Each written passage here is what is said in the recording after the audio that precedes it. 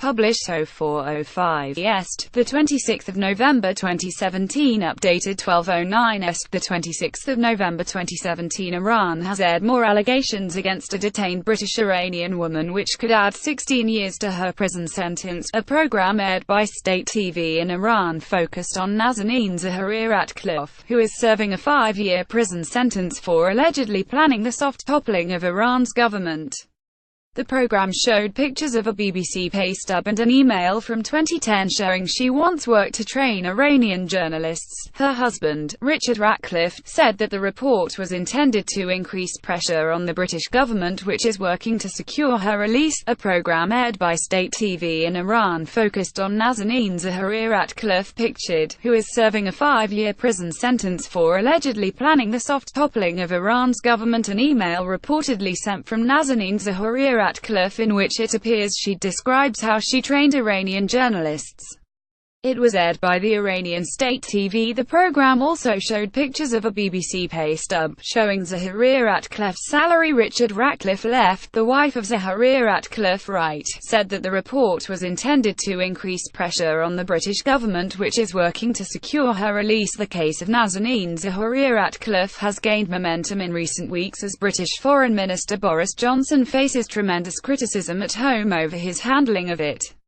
Zaharie-Ratcliffe now faces new charges that could add 16 years to her prison term.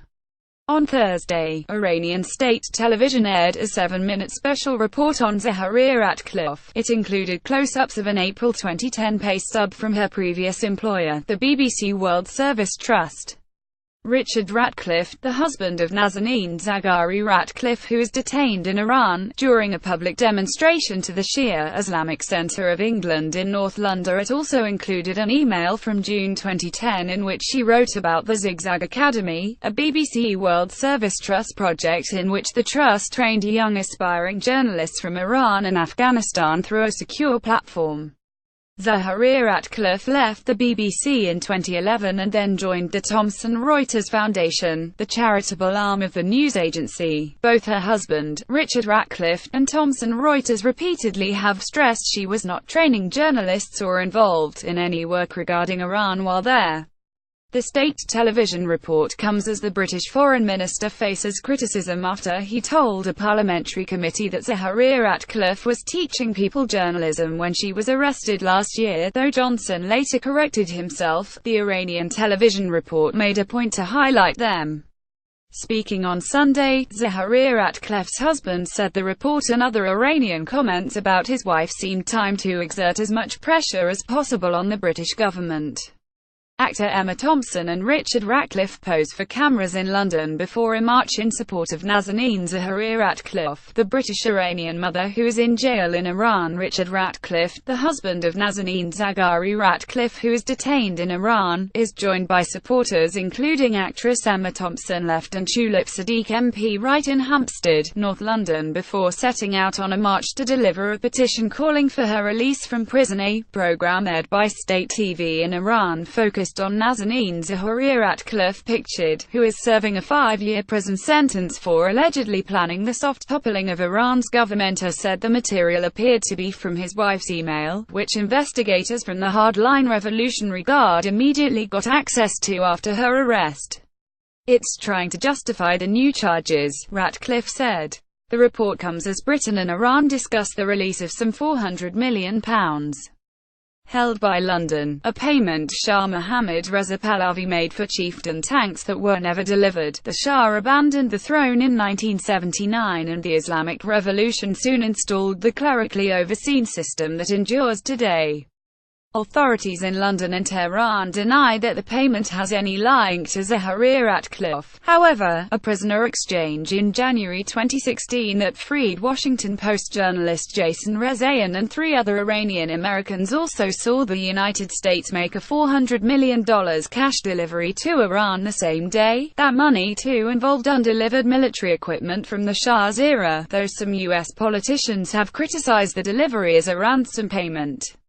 A woman holds a placard during a march in support of Nazanin Zaharia Ratcliffe, the British-Iranian mother who is in jail in Iran. In London, analysts and family members of dual nationals and others detained in Iran have suggested that hardliners in the Islamic Republic's security agencies use the prisoners as bargaining chips for money or influence. A UN panel in September that described an emerging pattern involving the arbitrary deprivation of liberty of dual nationals in Iran. Others with ties to the West detained in Iran include Chinese-American graduate student Ziyu Wang, who was sentenced to 10 years in prison for allegedly infiltrating the country while doing doctoral research on Iran's Qajar dynasty. Iranian-Canadian national Abdol Rasul Dori Esfahani, a member of Iran's 2015 nuclear negotiating team, is believed to be serving a 5-year prison sentence on espionage charges. Iranian businessman Siar Makhnomazi and his 81-year-old father Bakir, a former UNICEF representative who served as governor of Iran's oil-rich Khuzestan province under the US-backed Shah, are both serving 10-year prison sentences on espionage. Iranian-American Robin Shahini was released on bail last year after staging a hunger strike while serving an 18-year prison sentence for collaboration with a hostile government. Shahini is believed to still be in Iran. Also in an Iranian prison is Nizar Zakir, a U.S. permanent resident from Lebanon who advocates for internet freedom and has done work for the U.S. government. He was sentenced to 10 years last year on espionage-related charges. In addition, former FBI agent Robert Levinson, who vanished in Iran in 2007 while on an unauthorized CIA mission, remains missing.